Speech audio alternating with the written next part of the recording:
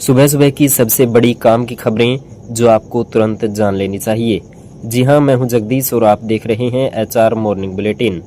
आज की तिथि शक संवत 1948 विक्रम संवत 2083 चैत्र मास के कृष्ण पक्ष की अष्टमी तिथि है।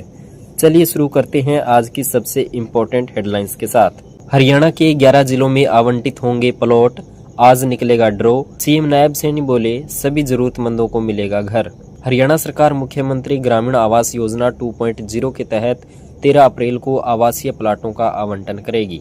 यह योजना का तीसरा चरण है जिसमें हरियाणा के 11 जिलों की 55 ग्राम पंचायतों को शामिल किया गया है। हरियाणा सरकार ग्रामीण क्षेत्रों में आवासीय सुविधा को मजबूत करने की दिशा में एक और बड़ा कदम उठाने जा रही है। मुख्यमंत्री ग्रामीण आवास योजना 2.0 के तहत 13 अप्रैल को दोपहर 12 बजे ड्रॉ के माध्यम से आवासीय प्लाटों का आवंटन किया जाएगा। यह योजना का तीसरा चरण है जिसमें राज्य के 11 जिलों की 55 ग्राम व महाग्राम पंचायतों को शामिल किया गया है।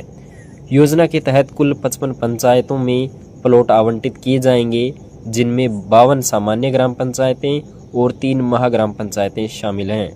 महाग्राम पंचायतों में लाभार्थियों को 50 वर्ग गज तथा सामान्य ग्राम पंचायतों में 100 वर्ग गज के प्लॉट दिए जाएंगे।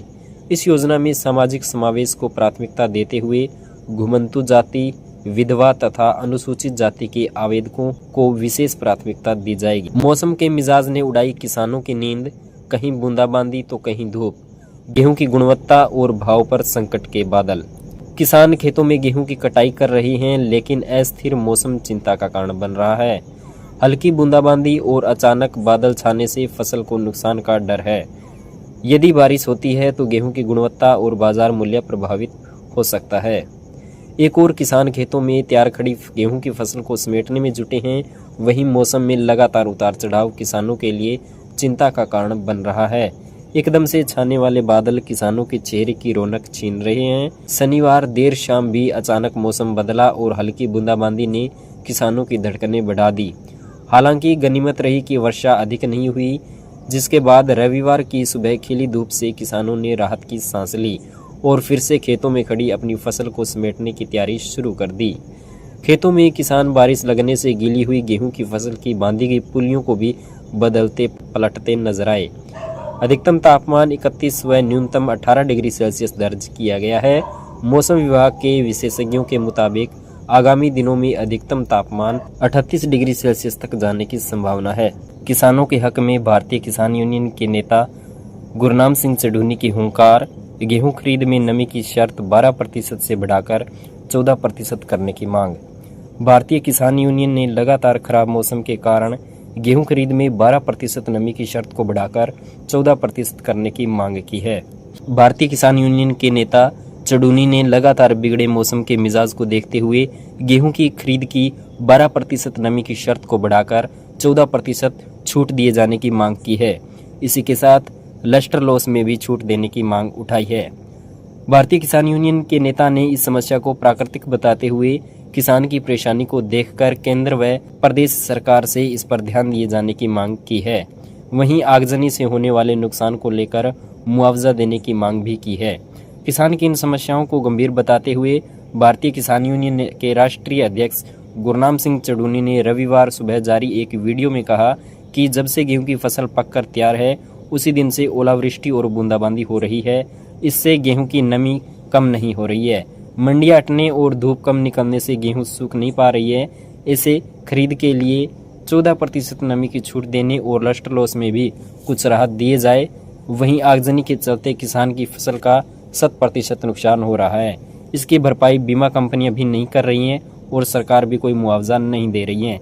इन हालात में किसान को होने वाले नुकसान को देखते हुए सरकार इस पर ध्यान दे और मुआवजा दे। फरीदाबाद के बुडेना गांव में 14 करोड़ से होगा विकास, सीवर और सड़क समस्या से मिलेगी निजात। फरीदाबाद के बुडेना गांव में नगर निगम 14 करोड़ रुपए से विकास कार्य करेगा। 2021 में नगर निगम में शामिल होने के बाद भी गांव की सीवर, पानी और सड़क जैसी मूलभूत समस्याएं 4 साल से अनसुलझी थीं। विकास कार्यों को लेकर निगम की ओर से टेंडर लगा दिया गया है।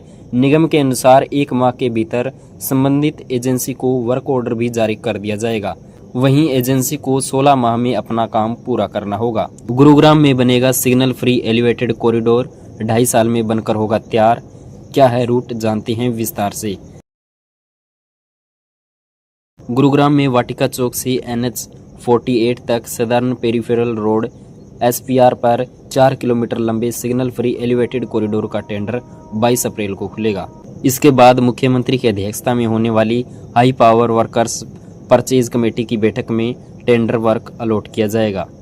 Gurugram metropolitan development authority GMDA के अधिकारियों का कहना है कि आगामी 2 से 3 महीने में सभी तरह की औपचारिकताएं पूरी कर ली जाएंगी।